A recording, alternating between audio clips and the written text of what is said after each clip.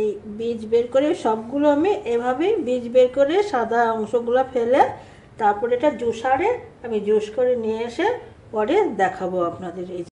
এই যে আমি এই অরেঞ্জের রস বানিয়ে এনেছি, কমলা এটুকুন হয়েছে। এখন আমি আর এই অল্প একটু কালো লবণ, বিট নুন বলে, আর এখানে 1 2 3 4 যে যেরকম মিষ্টি খায় 5 চামচ দিয়ে দিলাম। অরেঞ্জ তো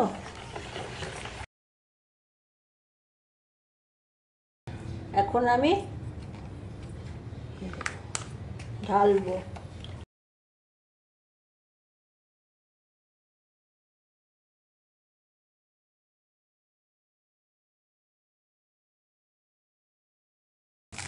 আমি প্যাক করে দিলাম।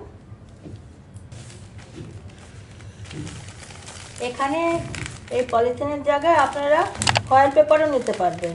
আমার কাছে ফয়েল পেপারটা নেই বলে আমি এরকম পলিথিনে দিলাম।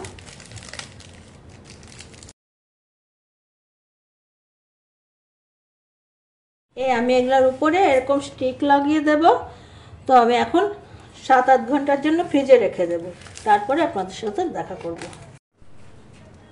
হ্যালো বন্ধুরা, আমি আইসক্রিম জমিয়েছিলাম, আমার জমে গেছে আইসক্রিম।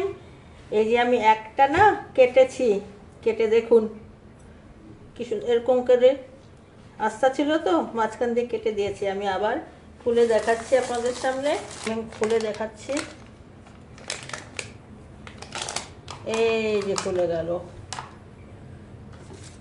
এই কিনারগুলো গ্লাসের জন্য এরকম হয়ে গেছে।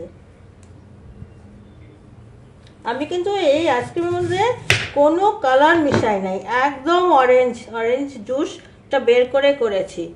দেখুন একদম আইসক্রিম হয়ে গেল না? এটা আমি এখন কাটবো না, এটা আমি পরে কাটবো। এটা থাকলো 4টা। এভাবে আপনারাও বাড়িতে বানিয়ে নেবেন।